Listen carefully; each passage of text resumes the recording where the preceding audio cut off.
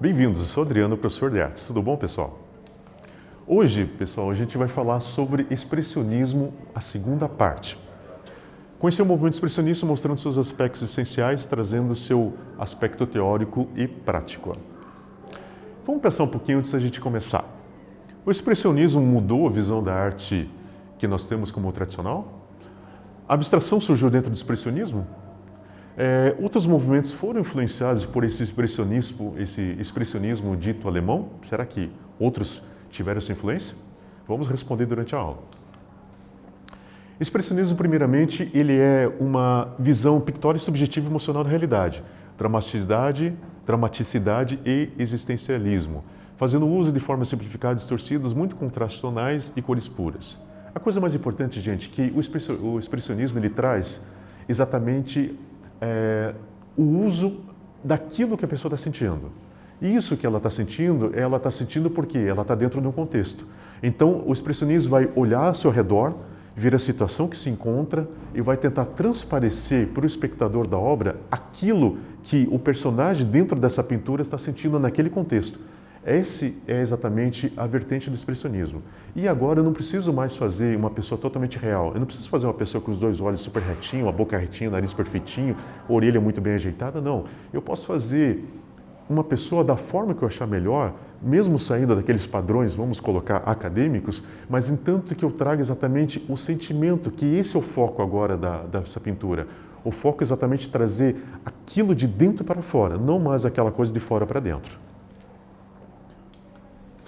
E nós vemos que em 1911, na cidade de Munique, surge o grupo Cavaleiro Azul, que é chamado de, desculpa a pronúncia, Blaue Reiter. Foi formado por artistas como Vasily Kandinsky, que era um artista russo que estava morando na Alemanha, Franz Marc, Paul Klee, Gabriele Munter e outros. Que muitas outras pessoas acabaram aderindo a essa questão desse movimento. E nós vemos que o nome escolhido foi pela paixão do Franz Marc pelos cavalos e pela paixão do Kandinsky pela cor azul, ele amava o azul. Então eles fizeram esse nome que foi o Cavaleiro Azul, e eles buscavam ver o mundo através das sensações, enfoque na essência, na abstração da forma, uso de aquarelas no caminho inverso do grupo de Brooke, a ponte, fugindo do figurativo. Olha que coisa bem interessante, gente.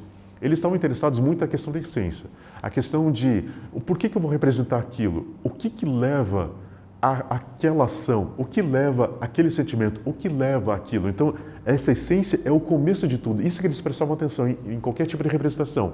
E outra coisa é que eles gostavam da abstração da forma. Você lembra que eu falei que é abstrato? Abstrato é o seguinte, tem uma forma, esse aqui é um triângulo, uma forma. Se eu tirar metade do triângulo, ele é uma abreviação. A abreviação é uma abstração, ou seja, a minha mente vai enxergar um triângulo, mas na verdade só tem a metade do triângulo. Então, essa simplificação da forma, de uma forma abreviada, ela se torna abstração. E eles estavam entrando nesse caminho. Lembrando que até o momento não existia abstração e eles foram aqueles que foram precursores, aqueles que começaram a ter esse tipo de pensamento.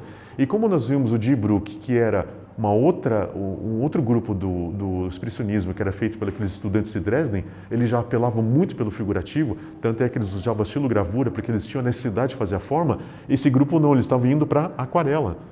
A aquarela, exatamente, eles estavam trabalhando com a cor totalmente solta. Então, eles podiam trabalhar sem a forma fechada, eles podiam trabalhar exatamente com aquilo que era a abreviação da forma. Então, dessa vertente que eles começaram a partir e começaram a dar uma nova visão do expressionismo, indo para uma vertente bem diferente do grupo A Ponte, que já estava fazendo de outra forma. Então, nós vemos que Vasily Kandinsky, em 1910, 1911, ele começa a linguagem abstrata, fazendo a abreviação da forma, queria influenciar toda a visão do Cavaleiro Azul. Kandinsky fazia uma associação da música com os elementos plásticos, concebendo isso uma nomenclatura às suas obras. Olha que interessante, gente. Se vocês pesquisarem Kandinsky, vocês vão ver que ele tem, inclusive, obras musicais feitas por ele. Ele também era músico, além de ser pintor. Mas o que ele associava? Como nós temos 7 notas musicais, do Ré, Mi, Fá, Sol, Lá, Si, para ele as cores tinham tonalidades diferentes. Não só a tonalidade da cor, mas a tonalidade musical. Então, para ele, o azul ele tinha uma nota, o vermelho era uma nota, o amarelo era outra nota, o verde era uma nota, como fosse uma escala musical dentro da pintura. Ele também sentia que o traço era uma duração longa do som, o ponto era uma duração curta do som. Ele sentia que vários pontos era um ritmo que era exercido pela pintura, um traço, um ponto era um ritmo mais lento, outro ritmo mais rápido. Então ele sentia que existia essa união da pintura com relação às artes plásticas. Então ele se inspirava nisso e nisso surge a abstração. Ele começou a fazer exatamente uma abreviação pensando que aquela imagem ela podia surtir como uma própria música. Por isso que ele fazia várias coisas complexas, trazendo exatamente alguma coisa aqui dentro. Então nós vemos essa composição aqui sem título. Ou seja, ele jogou aleatoriamente, mas aquilo que ele estava sentindo com relação à música tocada dentro da cor. Não sei se você consegue entender isso. Então aqui, essa pintura está tocando uma música na concepção dele. Por isso que ele faz algo assim bem solto. Então isso daqui é na verdade uma experimentação. Uma experimentação que ele traz tendo esse cunho musical e artístico plástico ao mesmo tempo. E nós vemos a Kandinsky, essa obra aqui é chamada Jardim do Amor, é conhecida como a improvisação número 27, porque ele tinha exatamente essa linguagem musical. Então, tentem perceber onde vocês encontram o Jardim do Amor. Alguns dizem que é o Jardim do Éden representado. Então você começa a ver algumas formas, você começa a ver uma figura feminina atrás, você começa a ver, de repente, uma outra silhueta ali, você começa a ver uma outra silhueta aqui. Então, gradativamente, ele vai jogando algumas pinceladas de pequenas formas ou pequenas coisas para trazer esse sentimento para nós. Mas é uma obra que tem que ser, de certa forma, explicada, porque ela é bem complexa. E vamos dar uma exercitada, gente? Responda as seguintes questões em seu caderno. Quais as diferenças e semelhanças que você pode encontrar entre dois grupos alemães da arte expressionista Die Bruck e der Blue Reiter? Procura a semelhança, escreve lá, eu estou aguardando vocês. Até daqui a pouquinho.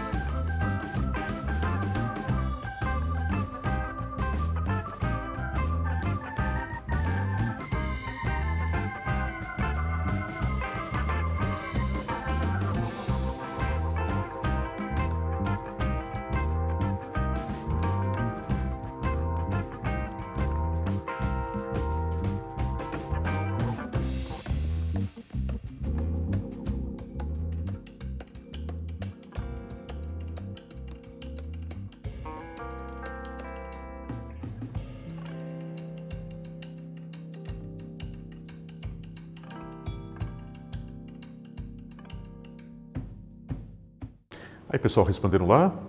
Manda para o professor que a gente vai dar uma lidinha, tá bom? Então, infelizmente, tudo que é bom de repente chega ao fim, né, gente? O grupo Blue Hater chega ao fim em 1913, exatamente pela iminência da Primeira Guerra Mundial.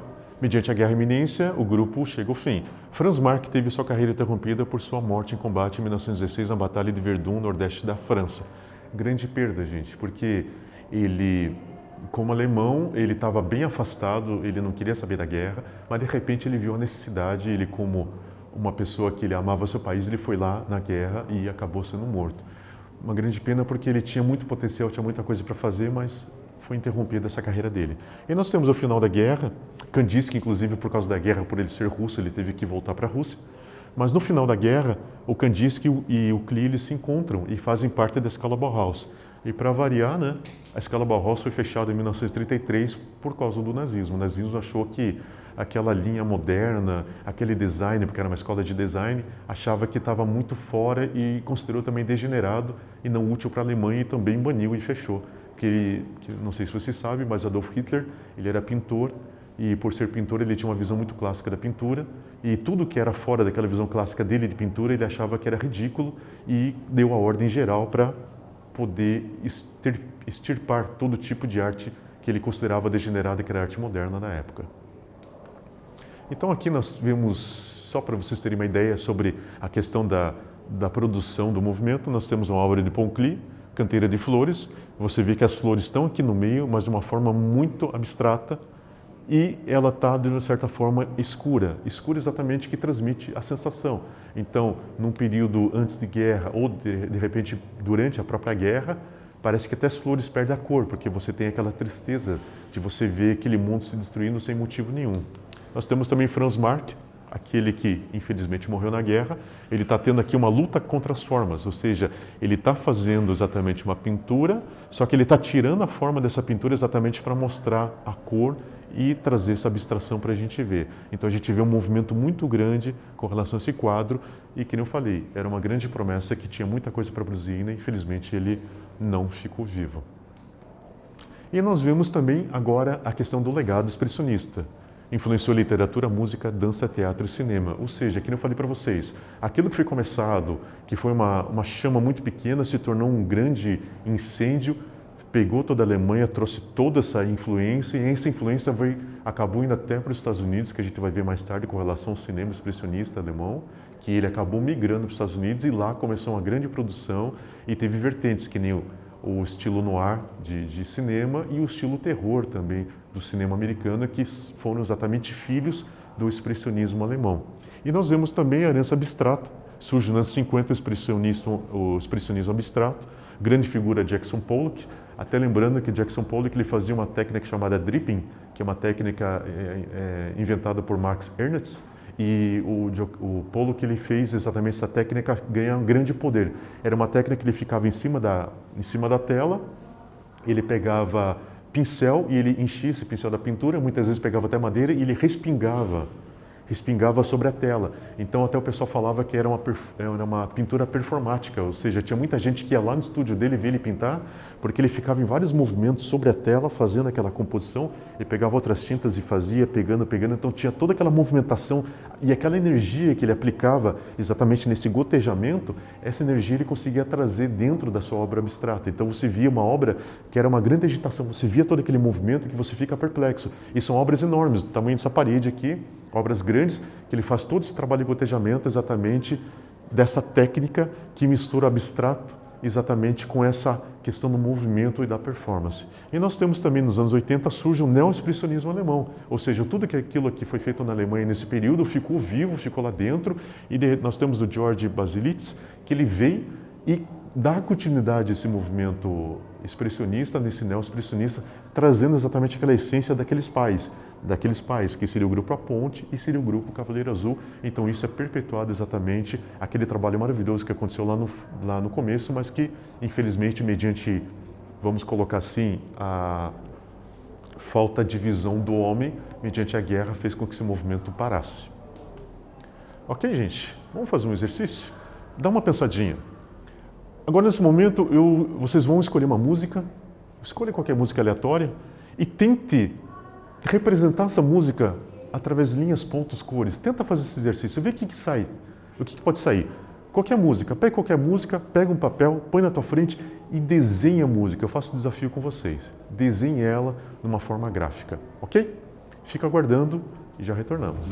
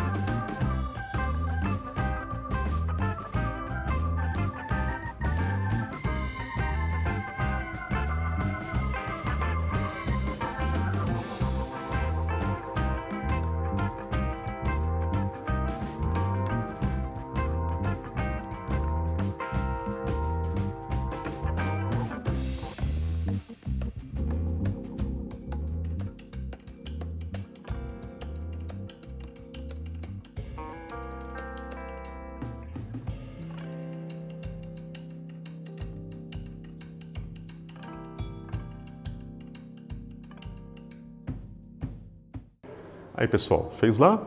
Beleza? Posta para o seu professor que a gente vai dar uma olhadinha. Estou muito curioso para saber o que vocês fizeram, hein? Então, gente, vamos tentar dar uma relembradinha daquilo que a gente viu hoje. Nós falamos sobre o movimento expressionismo, a busca da expressão usando o uso da expressão emocional da realidade existencial, com uso de formas simplificadas, contrastes tonais, cores e cores fortes, no caso, né? Lembrando, assim, que o que acontecia? Vamos pensar que a arte, antigamente, ela tinha a visão exatamente figurativa realista.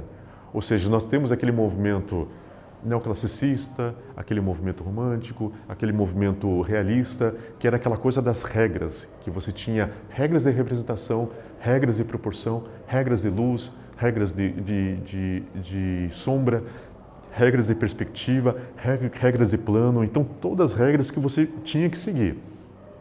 Um grupo de pessoas achou que essas regras eram demais e quiseram se libertar. Eles quiseram sair dos estúdios, quiseram ir para fora, ir para o campo, queriam pintar no campo, queriam pegar a cor da luz do sol, queriam fazer essa coisa que essa luz ela muda muito rápido, que se fazia essa representação. Foram chamados impressionistas. Nós temos a figura de Claude Monet, nós temos a figura de Edouard Manet também, que ele e vários artistas reunidos começaram esse movimento.